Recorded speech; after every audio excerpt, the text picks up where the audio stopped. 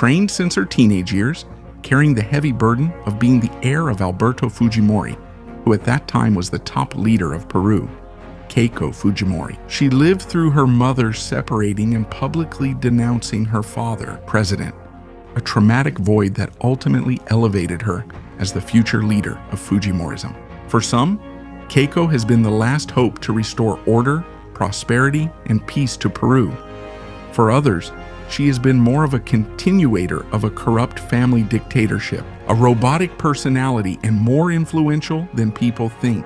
No one rules out the possibility that the Fujimori name could return to the presidential seat at the government palace. Keiko Fujimori was a president who freed Peru from terrorism, who brought us peace and economic growth. And today, as I travel around Peru, as I have been doing for many years, I receive that gratitude people have for Chino. So I am not going to accept him being labeled as a dictator. This is Reynaldo Jose Carrillo Vilches for the New Encyclopedia, inviting you to support us. By liking this video, leaving your comments, we always read all of them, and hitting the bell for notifications. Of course, by subscribing to the channel and sharing it with all your contacts on social media, on WhatsApp, and anywhere else.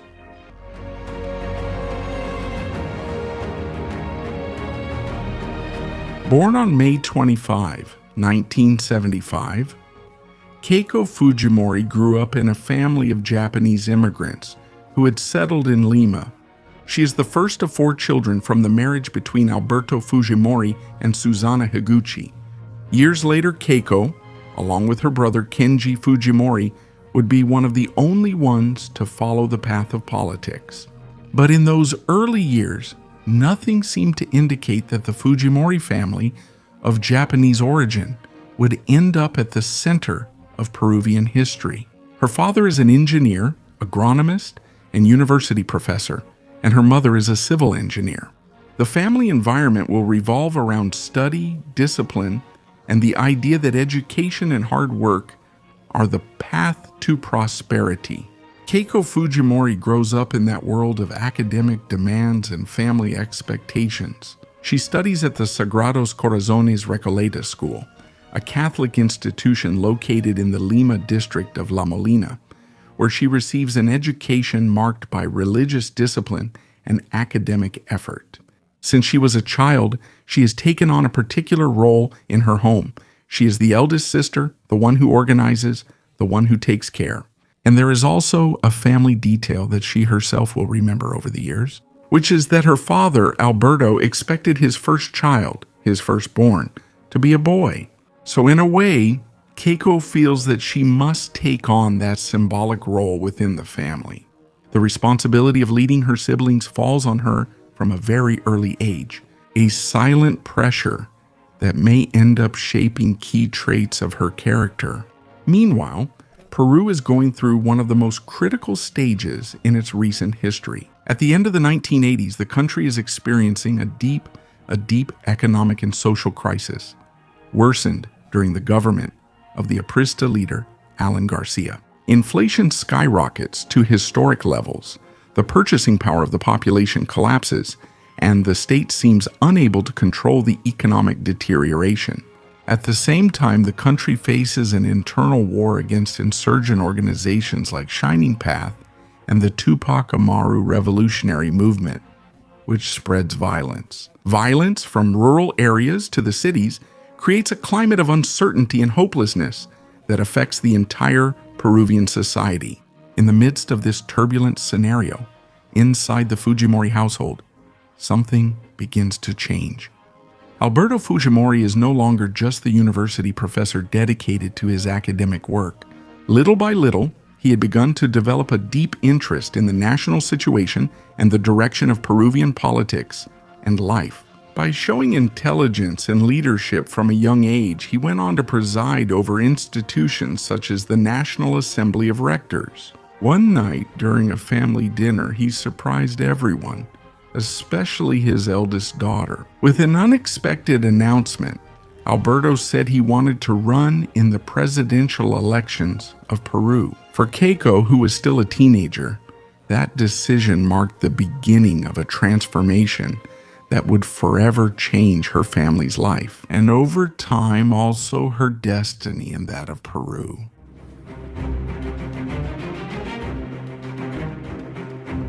You can't tell the story of Keiko Fujimori's life or understand her political character without delving into what the 1990s were like in Peru when her father, Alberto Fujimori, became president. After defeating the renowned novelist Mario Vargas Llosa in the 1990 elections, Fujimori's victory marked an unexpected turn in Peruvian politics. An engineer, agronomist, and university rector, practically unknown to big politics and the traditional national elite, managed to prevail amid economic collapse and the discrediting of traditional parties. Meanwhile, Keiko, his daughter, finishes her secondary studies and, in 1993, begins a bachelor's degree in business administration at Stony Brook University in the United States. But while the young student tries to build her life far from Lima, in Peru governed by her father, Alberto Fujimori, some of the most decisive events in contemporary national history were taking place. The first occurs on April 5, 1992, when her father, Fujimori, carries out the so-called self-coup in Peru. That night, the president decides to dissolve Congress, intervenes in the judiciary, and concentrates power in the executive branch, with the support of the armed forces. He is the urban Mexican representative. That with the argument of restoring public order, stability, contemporary history, and so on. The regime that results from this so-called self-coup is described by several analysts as a delegative democracy, a system where the president governs by decree with few institutional checks and balances, or something similar to what others have simply called a dictatorship. That same year, another key episode occurs for the political fate of Peru. In September 1992, Abimael Guzman, the founder and leader of the subversive organization Shining Path, is captured. The arrest of the insurgent represented a decisive blow against this armed organization that for more than a decade had carried out activities and violent attacks in wide regions of Peru. For Fujimori's government, that military triumph consolidated its legitimacy before a large part of the Peruvian population. In that context, one of the most influential and controversial figures of this regime also emerges. Vladimiro Montesinos, a man who, from the National Intelligence Service, becomes the political operator of Fujimori's government. His power extended to the armed forces, the intelligence services, and a large part of the political and media system. The relationship between Fujimori, the military, and Montesinos forms a symbiotic alliance that defines the functioning of the regime throughout this entire decade. Years later, multiple scandals linked to that power structure would emerge, including accusations about the origin of the money that financed the president's children's university studies abroad. According to later statements by Montesinos himself, the educational expenses, which would exceed $900,000, were allegedly covered with resources whose origin was never fully clarified. However, while the regime consolidates itself politically and economically with the support of a significant portion of Peruvians, a deep rift begins to form within the Fujimori family. In 1994, Susana Eguchi, Keiko's mother and then First Lady of Peru, began a series of public accusations against the presidential circle. Unexpectedly, Eguchi began to claim in front of the media that close relatives of President Fujimori were involved in corruption networks related to the diversion and illegal sale of Japanese donations intended for social programs. His statements caused a political and social scandal and created a rift within the government palace itself. Shortly after this, Eguchi directly accused her husband, Alberto Fujimori, of allowing her harassment and reported having been a victim of mistreatment and depression. Within the state apparatus, the conflict thus takes on personal and political dimensions at the national level. At the same time, the reaction of Alberto Fujimori's regime is swift. Higuchi, his wife, is removed from her duties as First Lady and is gradually marginalized from political life. She also finds it difficult to participate as a candidate in the following electoral processes. And it is at that moment that one of the most revealing episodes in Keiko Fujimori's political life occurs. At just 19 years old and still a student in the United States of America, Keiko returns to Peru at her father's request to take on the role of First Lady of Peru. She thus becomes the youngest person in the history of the American continent to hold that position, and in an unusual way, as the daughter in the Peruvian nation. And the gesture has a meaning that goes beyond institutional protocol. Did it mean taking sides in the middle of the family split? Keiko publicly takes her father's side along with her siblings. She stays close to President Alberto Fujimori and even gives statements defending President Fujimori and criticizing her own mother.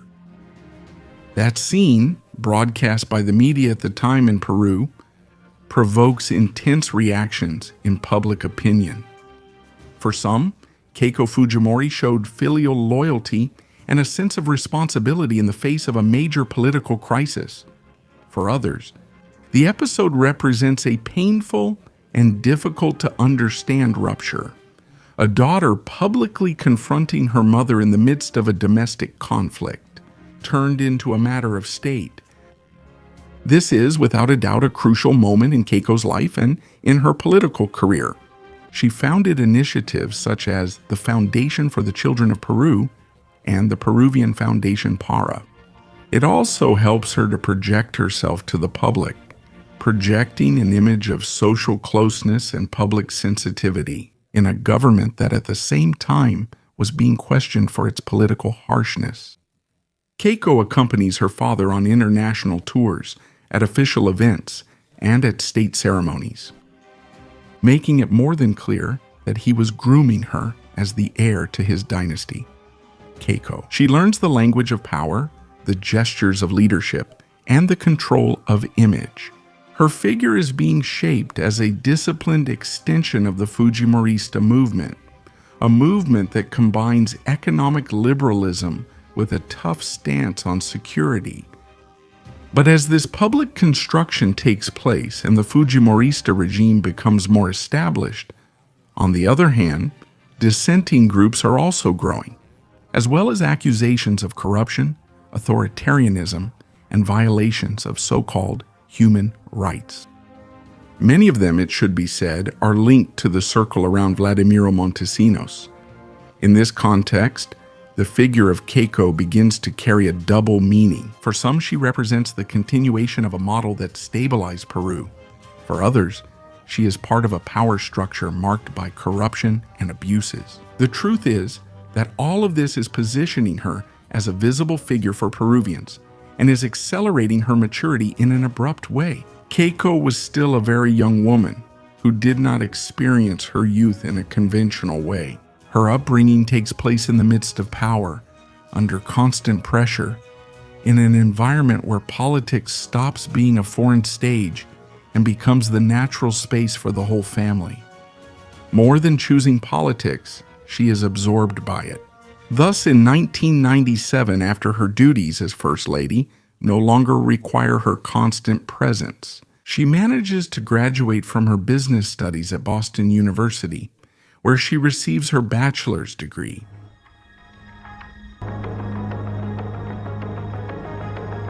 But the life of young Keiko is about to receive another blow. In the year 2000, the regime of her father, Alberto Fujimori, collapses. After the scandals involving Montesinos are made public and her father leaves the country, the government completely falls apart. For Keiko, who is 25 years old at the time, it's not just the end of a political era, but the disintegration of everything that had defined her life. The adult stops being the First Lady of Peru and for the first time faces a void of power and structure in her life. And in the midst of this crisis, she takes on a key family role, staying close to her younger siblings and taking on an almost maternal function at a time of fracture and great uncertainty for the family. In January of 2001, Keiko Fujimori takes a risky but calculated stance when she appears before a commission of the Congress of the Republic of Peru, which was investigating her connection to the Fujimori regime, especially the matter of the financing of her studies abroad. In her defense, Keiko argues that these funds came from private activities, pointing to her participation in the Family Business Summit products as evidence of income unrelated to the state apparatus and totally legitimate. And although the episode was surrounded by controversy and suspicion, it never led to judicial consequences against her. Shortly after this, Keiko resumed her academic life in the United States and entered Columbia Business School. In this period, apparently away from politics, a stage of rebuilding actually takes place. On a personal level, Keiko builds a new stability when, in 2004, she marries Mark Vito Villanella, starting her own family. By November 2005, after years of self-imposed exile, Alberto Fujimori unexpectedly reappears in Chile, intending to return to Peruvian politics. But he is arrested almost immediately by order of the Peruvian justice system, which requested his extradition from the Chilean state on charges of corruption and human rights violations. His arrest marks a turning point. The leader of Fujimorism can no longer lead his own movement. It is then, in 2006, that Keiko Fujimori takes the definitive step and formally enters politics, managing to be elected as a congresswoman, with a historic vote of more than 600,000 votes, becoming the most voted for in the country. And from that moment on, she assumed the emerging leadership of the Fujimorist movement, which without Alberto Fujimori sought to survive under her last name, but also to renew itself during her parliamentary work leading the Alliance for the Future Coalition. Fujimorism began to rebuild its political base. Relying on the figure of Keiko, a discourse began to take shape centered on vindicating the achievements of the 1990s, such as the defeat of armed subversion and economic stabilization. Although Keiko cannot run in those elections because she does not yet meet the required age, her presence in the Congress of Peru and the electoral result of her bloc, which positions itself as a relevant force in Peru. They send a clear message to the national political scene. Fujimorism, far from disappearing, is reorganizing and once again projecting itself toward power. In this parliamentary stage, Keiko Fujimori maintains an important, discrete performance in the legislative field.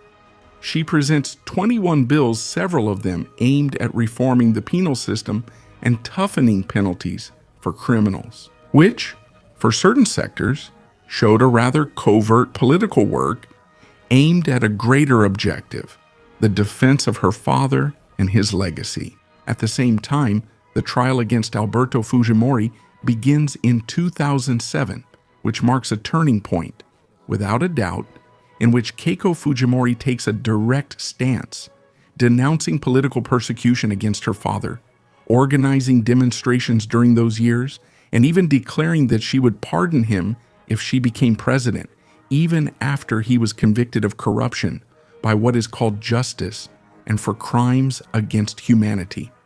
His daughter Keiko's speech is firm and without nuances. According to her, her father was completely innocent. His government dedicated itself to carrying out state work to defend the human rights of millions of Peruvians. With this narrative, Keiko is consolidating her image as the direct heir of Fujimorismo. At the same time, her work in Congress is subject to criticism for her alleged low productivity and absenteeism. With numerous requests and trips abroad, partly related to her postgraduate studies and her motherhood, the first daughter of Keiko Fujimori is born. This contrasts with her growing political prominence, but far from weakening her. This is a period that strengthens her because of her leadership. In 2008, she announces the creation of the so-called Fuerza 2011, a political and strategic movement that will allow her to break with the old Fujimorist coalition and reorganize. Organizing the Fujimorist vote, but also seeking external votes, thus preparing for her definitive leap into the presidential race, Keiko's party is launched publicly in May 2010 in front of 4,000 supporters. In addition, she hires the renowned former mayor of New York, Rudy Giuliani, as an advisor to her campaign. In December, she formalizes her candidacy for the presidency of Peru, with Rafael Rey as first vice president and Jaime Yoshiyama as second vice president. The party gathers signatures massively throughout Peru and positions itself as the positive heir of Fujimorism. Keiko's first presidential candidacy in 2011 marks the true debut of Fujimorism without the direct presence of Alberto Fujimori. And from the beginning, it makes clear the tone of that proposal, a mix of vindication and strategy. Her campaign is structured around social security, including the controversial proposal of the death penalty for rapists in Peru, economic growth, and poverty reduction. All of this is wrapped in a nuanced defense of the legacy of the 1990s. She did acknowledge, however, the regime's mistakes, but insisted on presenting it as a period that brought good things and saved Peru from collapse. With a better organized political apparatus and international advisors, Keiko quickly manages to position herself. She capitalizes largely on the support of the business sectors and the Lima middle class, and a deeply anti-leftist electorate who saw Ollanta Humala's candidacy as a possible turn for Peru toward models like Venezuela's. In the first round on April 10, 2011, Keiko gets 23.5% of the votes, securing her place in the runoff against Humala, who leads with 31.7%. Beyond the result, this is a key fact for the parliamentary recovery of Fujimorismo.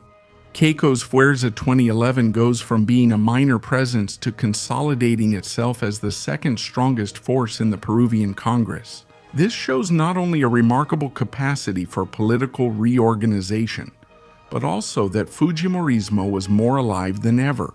However, the runoff on June 5 becomes a scenario of total polarization, where the electorate is divided between the so-called fear of Ollanta Humala's Chavismo and the so-called rejection of the return of Fujimorista authoritarianism and dictatorship. Despite the support of a large part of the political, media, and economic elites, Keiko Fujimori ends up being narrowly defeated in the popular elections, reaching 48.5% compared to her opponent Humala's 51.50%. The result confirmed both the relevance and the limitations of her movement. Parallel to this, during this campaign, the first shadows that would later mark her trajectory began to emerge. Although at that time there were no formal legal proceedings against her, questions about the financing of Keiko Fujimori's political activities did start to arise, such as the admission of alleged contributions from people linked to drug trafficking or accusations of clientelist and corrupt practices during the campaign. These episodes, although they do not immediately lead to legal consequences, do feed into the narrative and the case of suspicion, which will be taken up with more force years later, especially with the outbreak of the Odebrecht case, where these background events of Keiko will be reinterpreted as part of a broader pattern of different allegations involving irregular and illicit financing. After Keiko's defeat on June 5, 2011, she will adopt a strategy of calculated withdrawal, acknowledge the results, hold a brief transition dialogue with the elected president, and temporarily withdraw from the political forefront. She does not run for any positions in local elections. And the public presence she maintains is through the Oportunidades Foundation, focused on social issues, which allows her to remain visible without direct partisan wear and tear. At the same time, she begins a deep reorganization of Fujimorism in 2012, announcing the transformation of Fuerza 2011 into what is now called Fuerza Popular, which was formalized in 2013. This sought to soften and remedy much of the negative baggage from the past, without giving up its legacy and political base. Thus, with this force, she travels around the country, strengthening local structures and partially renewing her political environment. During that same period, she reinforced her role as a family figure by requesting, together with her siblings, a humanitarian pardon for Alberto Fujimori, a request that was ultimately rejected in 2013, but which remains alive at the emotional core of Fujimorism. Keiko moves toward the political center, and in December of that year, she officially announces her presidential candidacy again, ready to put this new stage of reconstruction to the test.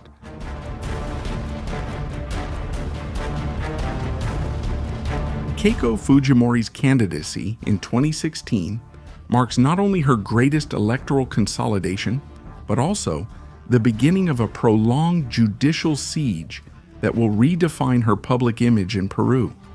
Officially announced on December 4, 2015 by Popular Force, Keiko's new proposal combines order, free market, and a reinterpretation of the Fujimorist legacy. In the first round, she gets 39.8 and an absolute majority in Congress, far surpassing Pedro Pablo Kuczynski. However, in the second round, it reveals the limits of this progress, as she ends up being defeated by Kuczynski.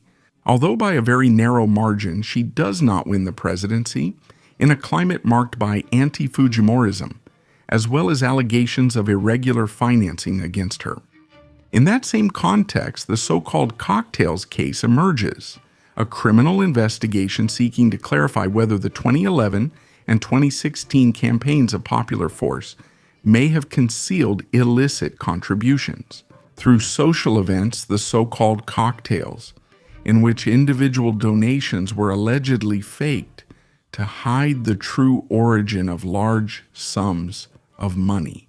The prosecutor's office maintains that part of these funds were not only irregular, but could also have come from the Brazilian construction company, Odebrecht, the center of one of the biggest scandals and political corruption networks in Spanish America. A scandal based on the systematic payment of bribes to politicians in exchange for public contracts.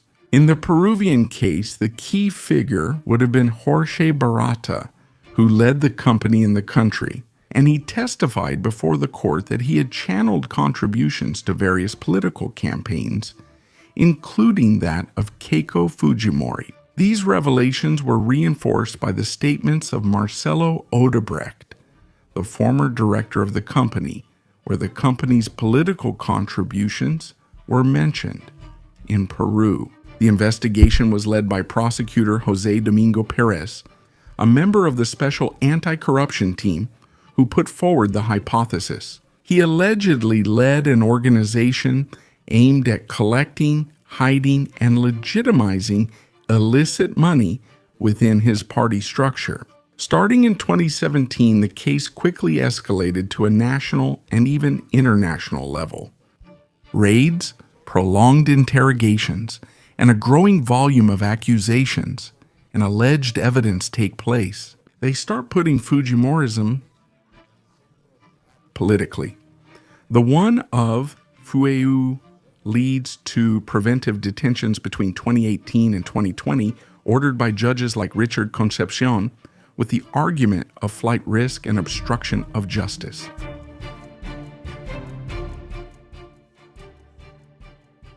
After Keiko's narrow defeat against Pedro Pablo Kuczynski on June 5, 2016, a period begins in which her figure is left in suspense between political activity and increasing judicial pressure. The prosecutor's investigation, which Keiko supporters consider a political persecution, begins in March of that year, moving forward without immediate arrests. But it gains momentum starting in 2017 with the revelations from the Odebrecht case, which implicate multiple actors in the Peruvian and Hispanic American political system. In that context, the Public Prosecutor's Office intensifies its actions against the Popular Force Party through raids and more gathering of testimonies on October 10, 2018, by order of Judge Richard Concepcion. Keiko Fujimori is preliminarily detained for 10 days on suspicion of leading a criminal organization dedicated to money laundering. Although she is released on October 17, the measure foreshadowed a more severe process. A few weeks later, on October 31, preventive detention is ordered for Keiko Fujimori for 36 months.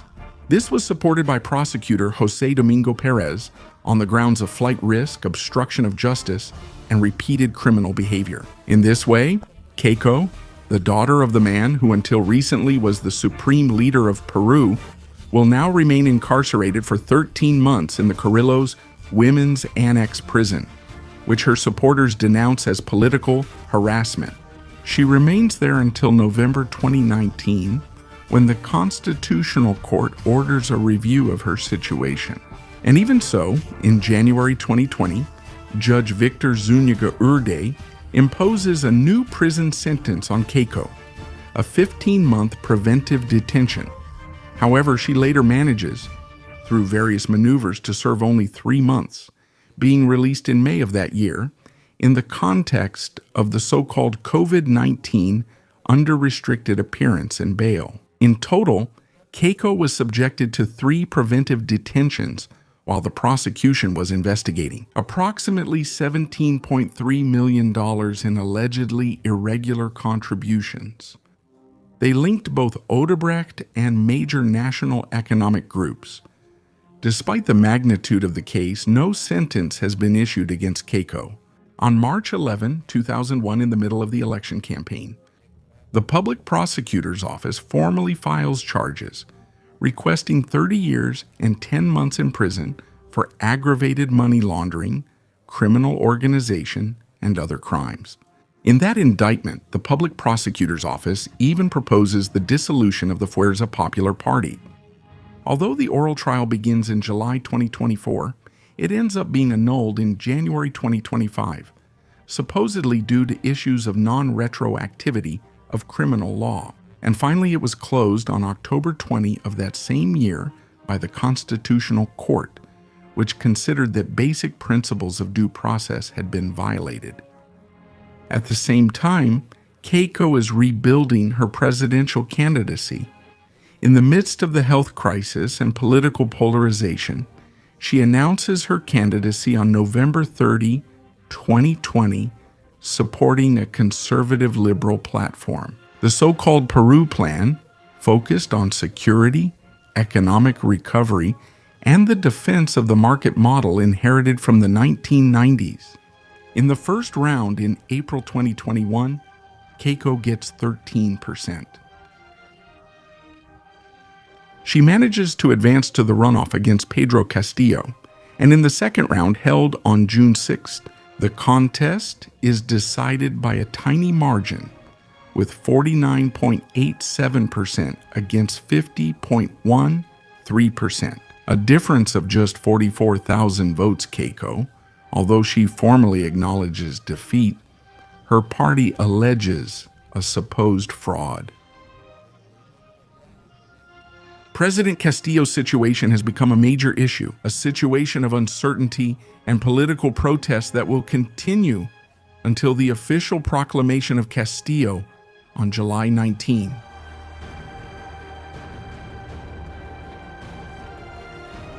After this political crisis following the 2021 elections, Keiko Fujimori consolidates her power, but not from the executive, but from Congress, where she leads the Fuerza Popular caucus in interpellations and ministerial censures, exerting constant influence over weakened governments. She supports the impeachment of Pedro Castillo in December 2022, and after his failed self-coup, she publicly backs Dina Boluarte, whose government initially has Fujimorismo as one of its pillars.